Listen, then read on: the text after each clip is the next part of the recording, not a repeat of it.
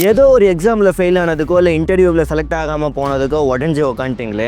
வாழ்க்கையில் தன்னோட 33வது வயசு வரைக்கும் ஃபெயிலியர்ஸ் ரிஜெக்ஷனை மட்டுமே சந்தித்த ஒரு மனுஷனோட சொத்து மதிப்பு இன்றைக்கி 2.5 லட்சம் கோடின்னு சொன்னால் நம்ப முடியுமா?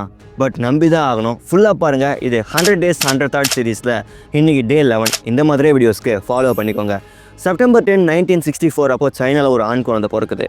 அந்த பையன் ஸ்கூல் படித்து முடிச்சுட்டு இந்த சைனாலே இருந்தால் நம்மளால் பெருசாக வளர முடியாதுன்ட்டு அமெரிக்காவில் இருக்க ஹார்வர்ட் யூனிவர்சிட்டிக்கு 10 வாட்டி என்ட்ரன்ஸ் எக்ஸாம் எழுதுறாரு. ஆனாலுமே ஃபெயில் ஆகி சீட்டு கிடைக்கல. சரி, சைனாலே அதனால் ஒரு என்ட்ரன்ஸ் எக்ஸாம் எழுதலான்ட்டு எழுத ட்ரை பண்ணுறாரு. அங்கே வருஷத்துக்கு ஒரே ஒரு என்ட்ரன்ஸ் எக்ஸாம் தான் எழுத முடியும். அதே மாதிரி 3 வருஷம் எழுதி ஃபெயில் ஆகி 4வது வருஷம் தான் அவர் பாஸ் பண்ணுறாரு. காலேஜ் படித்து முடிச்சுட்டு ஏதாவது ஒரு வேலைக்கு போகணுமே KFCயில் இன்டர்வியூ அட்டென்ட் பண்ணுறாரு. அவர் கூட போன 23 பேர் செலக்ட் ஆகிட்டாங்க. ஆனால் இவருக்கு வேலை கிடைக்கல.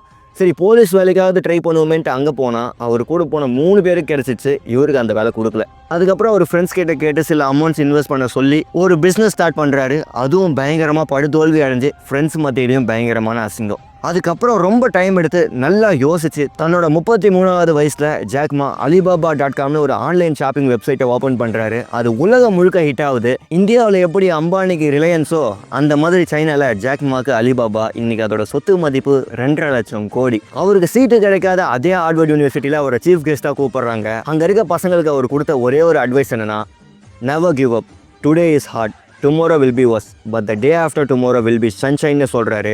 அதே மாதிரி தான் உங்கள் வாழ்க்கையிலையும் இன்றைக்கி கஷ்டமாக இருக்கலாம், நாளைக்கு அதை விட மோசமாக கூட இருக்கலாம்.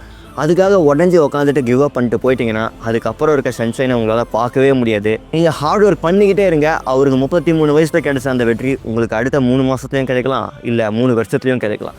ரொம்ப உடஞ்சி போயிருக்க அந்த ஃப்ரெண்டுக்கு இதை வீடியோ ஷேர் பண்ணிவிட்டு ஃபாலோ பண்ணிக்கோங்க. நாளைக்கு Day 12 5:55க்கு மீண்டும் சந்திப்போம்.